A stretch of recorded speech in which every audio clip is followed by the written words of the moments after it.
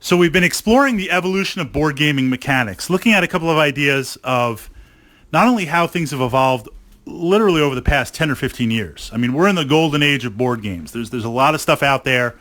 There's a lot of really amazing and creative titles, and they're getting better and better and better as time goes on. And within that kind of mechanical perspective, there's a couple of innovations that are becoming more and more standard, a narrative, a type of experience that I really, really like. And I find myself gravitating towards these types of games that have this experience. And I wanted to share some examples and then tap into some feedback. No spoilers here. We're going to talk about a couple of titles. And if you're thinking about buying in, or if you bought in and you're making your way through, I'm not going to reveal anything on there. I'm going to leave that up to you because this is the whole point of the mechanic. But I'm also curious because you guys have been my secret weapon. You've helped me out with a lot of titles to explore. And there's a couple of games that have become my favorite games that are up there that are because of recommendations that you've left in my comments. So I really, really value that feedback, which is why I'm kind of sharing, one of the reasons why I'm sharing one of the things that I really like. So I like this idea of the unlock in board games. And I first encountered this with Gloomhaven. I won't say this is the first time it's been done in a board game. I don't really know, but I think it's fair to say that Gloomhaven took this idea, if it wasn't the first, definitely to the next level and definitely did it right. You open up the box, and again, no spoilers on any of this. You have your base classes, but then there's these other boxes that you're not allowed to open, and they're new character classes. They're evolved character classes that if you complete certain missions and as you move through the game with certain characters based on decisions you make and the tactics, you unlock other characters. So now there's not only discovering new missions and playing through the game, but I found myself wanting to play even more because I'm like, I love my character right now. The Cragheart, my favorite build, Cragheart Zonix, my character Zonix, like there's an obscure reference. Major bonus points. I know some of you guys have been following me since Way of Sam Han, and I know there's one or two of you still out there that remember in our DDO guild where Jawa Balls was running his character and I'm running Zonix on there. We had a lot. As soon as you could buy in-game top hats, we were the League of Extraordinary Gentlemen for sure on there.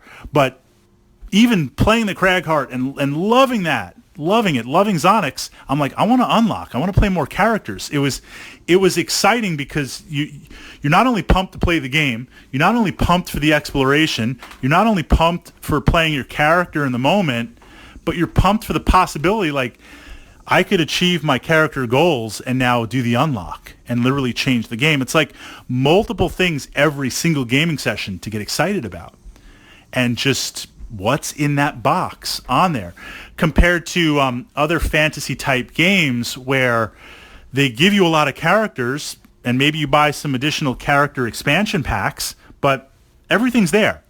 Everything is known. Even if you haven't played the actual characters, you're going to, at some point, you're there.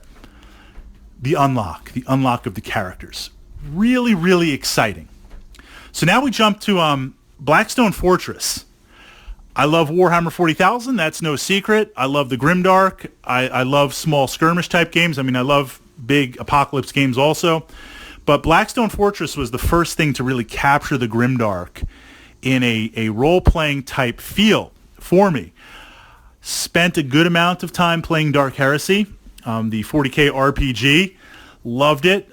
Played some Inquisitor. Loved that too.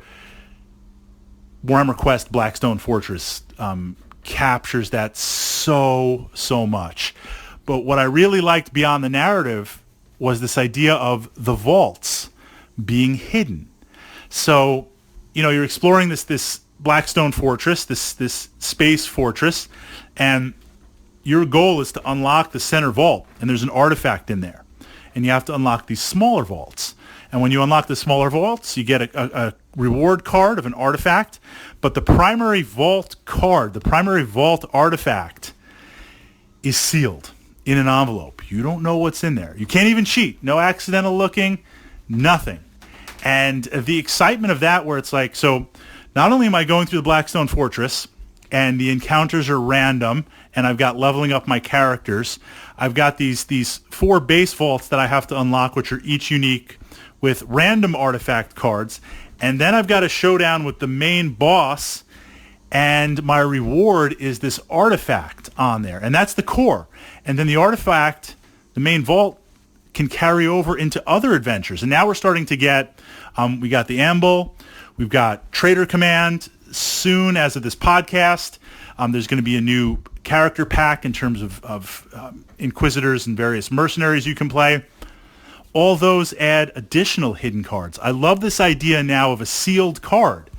It could be an unknown card. There's other ways to do it, but something about having that sealed card in the box, and when you're playing, putting it out and looking, that's the goal.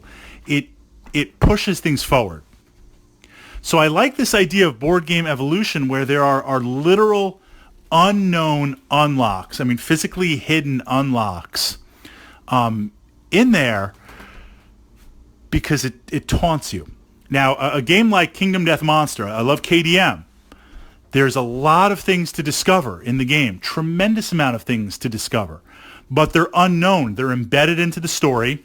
You have to make your way through the game to uncover them. And there's a duality there because let's say, and no spoilers, I'm not going to say how many, let's say there's 50 hidden things. That's a lot, 50 hidden things to unlock.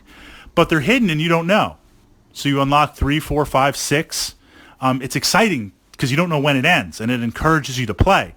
But that's a different experience than standing and physically seeing 12 boxes that I can unlock to open, or seeing 4 vault cards. Even if it's less, the fact that it's physically represented and physically taunting me on there, that's really cool. I'm really digging games that Mechs and Minions does that too. You've got to unlock the missions, no spoilers, and then there's kind of the boss that you get to unlock, and in the box it's physically hidden. I mean, it's a big box. You get to fight it, and when you fight it and you bring it out, you're like, whoa, it's a physical unlock. It's a physical boss monster that you have to fight. I mean, this physically hidden component, I'm liking it more and more and more, and I'm hoping more games will push that, will invest in that. The ultimate problem, right?